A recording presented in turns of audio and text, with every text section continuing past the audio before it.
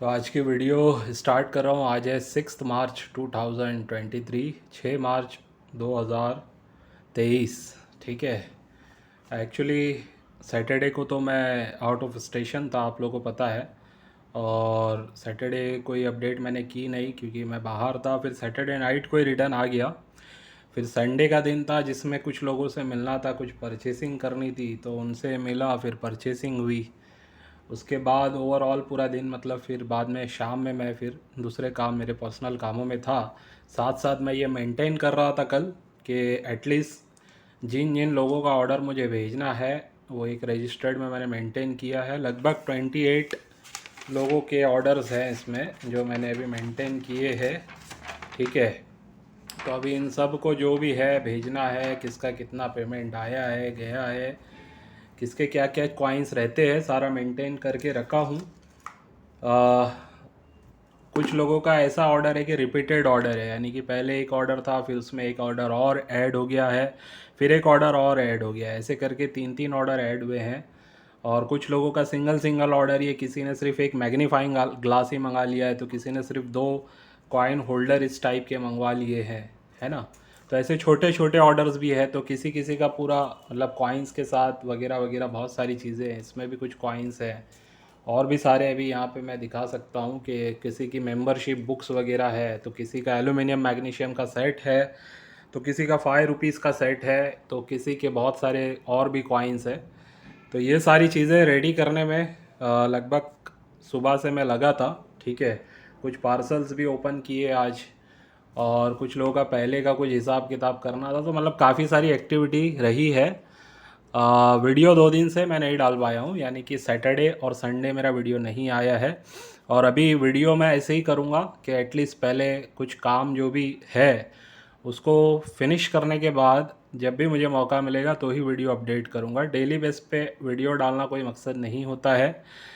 Important ये है कि काम जो बैकग्राउंड में है वो होने चाहिए। ठीक है। अगर किसी के ऑर्डर आके पड़े हुए और वो मैं नहीं भेज पा रहा हूँ और नए वीडियो ला रहा हूँ कि ये कॉइन आप लोगों को बाय करना है तो बाय कर लो, और फिर आप लोग उसको भी बाय कर लेते हैं और फिर पिछला पेंडिंग रह जाता है, तो उसमें थोड़ा सा काम थोड़े से आगे पीछे होने लगते हैं। तो इस वजह से मैंने ये सोचा है कि वीडियोस हफ्ते में 2 3 बार ही डालूँगा, जिससे होगा ये कि मतलब ज़्यादा टाइम मेरा स्पेंड होगा इन सारे कामों को करने में। ठीक है। क्योंकि ओवरऑल सारी चीज़ें मैनेज करनी होती है, और किसी एक का भी कोई भी चीज़ का मिस्टेक हो जाता है ना, तो वो मिस्टेक का ये मैं समझता हूँ कि रिवर्ट नहीं है।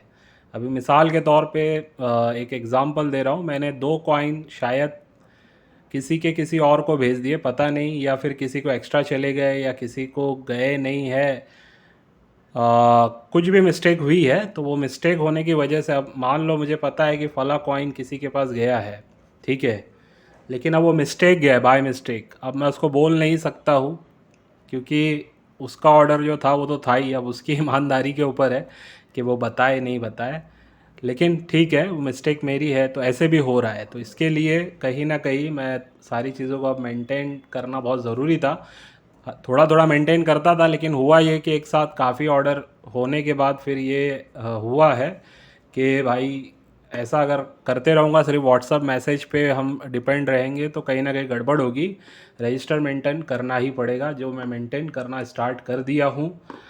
भले ही वीडियो 2 दिन नहीं आएगी, वो चलेगा। तीसरे दिन एक वीडियो डालूंगा जिसमें कुछ इन्फॉर्मेशन भी रहेगी। अगर कुछ कॉइन सेल करने वाले होंगे तो वो भी बताऊंगा, किसी के कुछ ऑर्डर्स जा रहे हैं वो भी बताऊंगा, नया कुछ है वो भी बताऊंगा आप लोगों को। तो इसमें सिर्फ आप लोगों को ये बताना था कि ये एक्टिविटीज़ हो रही है और इन एक्टिविटीज़ को अभी आगे बढ़ा रहा हूँ मैं, तो इस हिसाब से थोड़ा सा सिस्टमेटिक जाना चाहिए।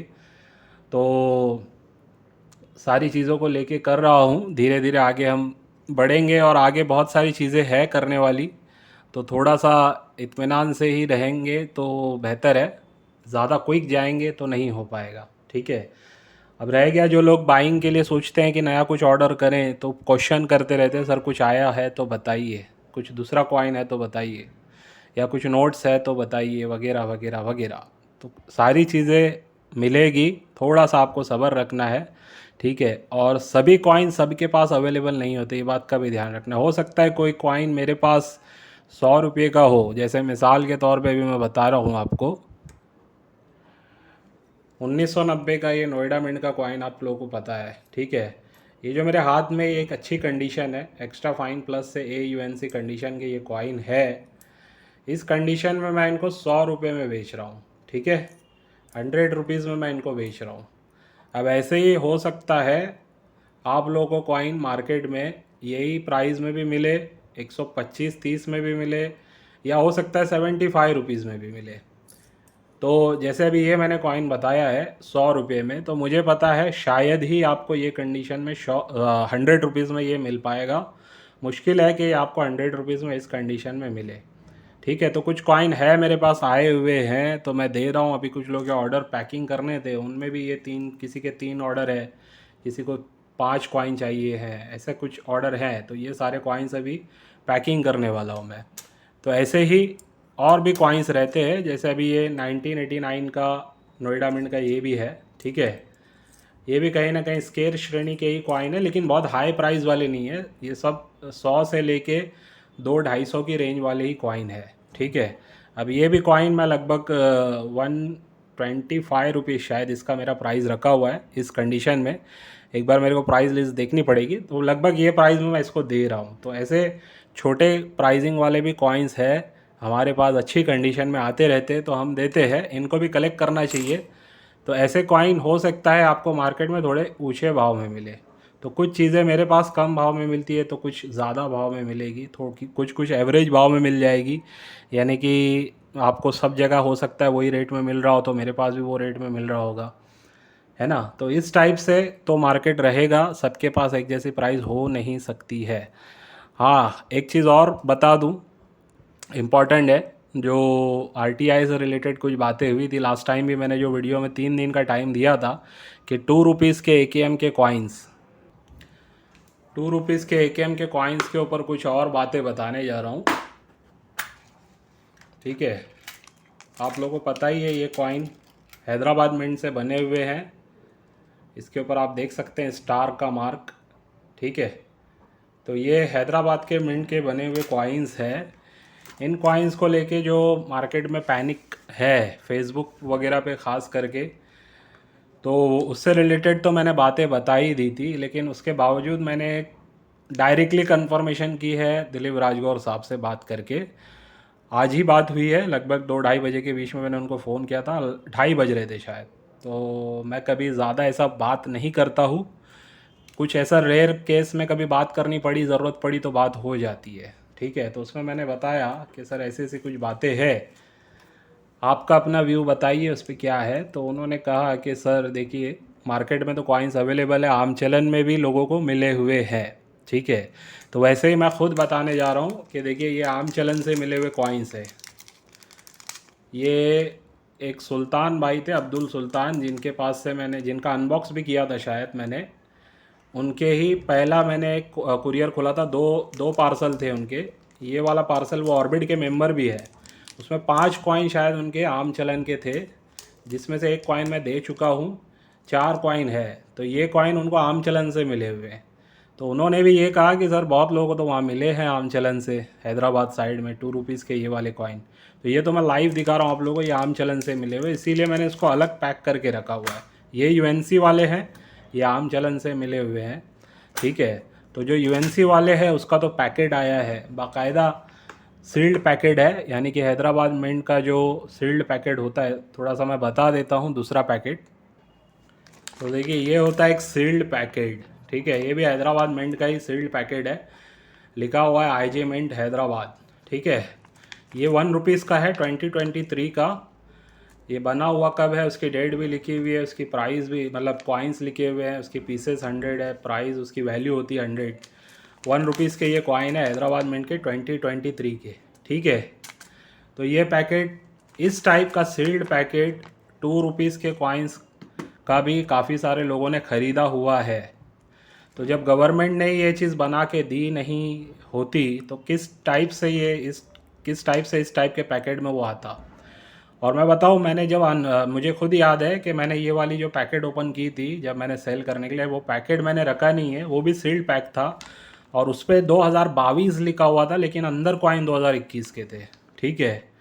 तो मैटर ये है कि बहुत सारे मिंट वालों को भी नहीं पता है कि एक्चुअल कितनी मिंटेज हुई है 2021 की, ठीक है। तो आरटीआई वगैरह पे 100% बिलीव नहीं करना है, ये दिलीप राजवर साहब का बोलना था। आरटीआई पे बिलीव करके आपको कोई भी चीज़ें परचेसिंग नहीं करनी है, ये उनका उनका व्यू है और ये मेरा भी व्यू है। मैंने आरटीआई जो बताई थी, जो सोर्स से बताई थी, वो सोर्स मुझे परफेक्ट लगा था, इसलिए मैंने बताई थी वो आरटीआई। लेकिन मैं ख़ुद भी रिकमेंड नहीं करूँगा कि आरटीआई के बेस पे आप लोगों को माइंड सेट करना है बाइंग सेलिंग का। बिकॉज़ क्या है, किसी की मिंटेज अगर किसी एक की आरटीआई में किसी ने बता दी कि भाई इतने लाख है, किसी और की किसी और की आरटीआई में वही कॉइन की मिंटेज कुछ और बता दी जाए, तो आरटीआई से जब इन्फॉर्मेशन में अगर कुछ गड़बड़ हो तो आपको परचेसिंग करने में या मुझे परचेसिंग करने में कहीं ना कहीं ख़तरा है, ठीक है। तो ये बात का ख्याल रखना है। वैसे जहाँ तक 2021 के जितने भी कॉइन जो रेट्स में बिके हैं, ख़ास करके 2 रुपीज़ हो या 10 रुपीज़ हो या 5 रुपीज़ हो या 20 रुपीज़ हो, इनमें जो भी मतलब मिंटेज बताई गई है लगभग वही मिंटेज है। इसी वजह से 10 रुपीज़ का जो कॉइन है, रेडप्पा जी की बुक में रेयर भी दिया गया है। रेयर देने की और कोई वजह नहीं है, मिंटेज लो है, इसी वजह से उसका रेयर श्रेणी में डायरेक्टली उन्होंने कैटेगराइज किया हुआ है। वैसे ही 2 रुपीज़ के जो कॉइन है, इसका उन्होंने येट टू बी कन्फर्म लिखा है, लेकिन येट टू बी कन्फर्म का ये मतलब नहीं होता है कि वो कॉइन नहीं छपा है। अगर छपा ही नहीं रहता तो वहाँ पे वो शायद यही लिख देते कि भाई ये जो कॉइन है ये प्रिंटेड ही नहीं है, नॉट मिंटेड, ठीक है। लेकिन ये मिंट हुआ है, बाकायदा लोगों ने इस टाइप के सील्ड पैकेट इसके ख़रीदे हुए, ठीक है। ये होता है सील्ड पैकेट। एक और पैकेट होता है जो सील्ड पैकेट नहीं होता है, जिस पे कुछ लिखा हुआ नहीं होता है या लिखा हुआ मिट चुका होता है। ऐसे मेरे पास 2019 के नोएडा मिंट के 1 रुपीज़ के पाउचेज़ भी है जिसके ऊपर कुछ लिखा हुआ नहीं है, ठीक है।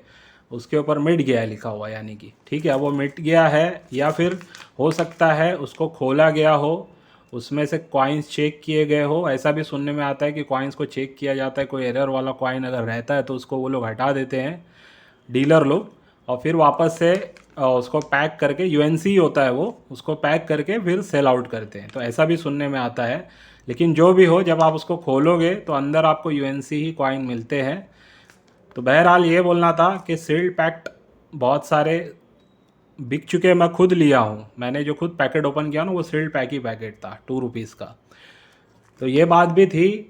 साथ साथ मैंने आज फिर भी कंफर्म कर लिया है उनसे, हालांकि उनसे मैंने चाहा था, ये परमिशन लेनी चाहिए थी कि उनकी जो मेरी बात हुई है उसको अपलोड किया जाए, तो उन्होंने फ़िलहाल तो नहीं कहा है, लेकिन ये बोल दिया है कि आपको बोलना है तो वीडियो में बोल सकते हैं, व्यू बता सकते हैं। तो उनका व्यू भी यही है कि आम चलन में तो काफ़ी लोगों को मिला हुआ है कॉइन, और काफ़ी डीलर्स को पाउचेस मिंट के तरफ से ही मिले हैं, ठीक है।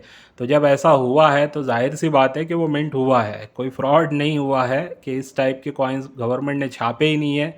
ये सोचना बंद कर दो और अपने कॉइन्स कम भाव में किसी को भी बेचो मत, बल्कि अभी जो भाव गिरा हुआ है इस भाव में आपको ख़रीदना चाहिए, ठीक है। एकेएम के कॉइन्स को ख़रीदने का मेरे हिसाब से अभी टाइम है, अभी टाइम है। जिन्होंने ऑलरेडी नहीं, जिन्होंने ख़रीदा हुआ है उनको थोड़ा सा और मेरे हिसाब से परचेसिंग कर लेना चाहिए, और जिन्होंने नहीं ख़रीदा है उनको तो बिल्कुल ये रेट्स में अभी जो चल रहा है 99% इस टाइप के रेट्स में बाय करके रख लेना चाहिए। बहुत ज़्यादा नहीं, थोड़ा थोड़ा एटलीस्ट उनको बाय करके रखना चाहिए।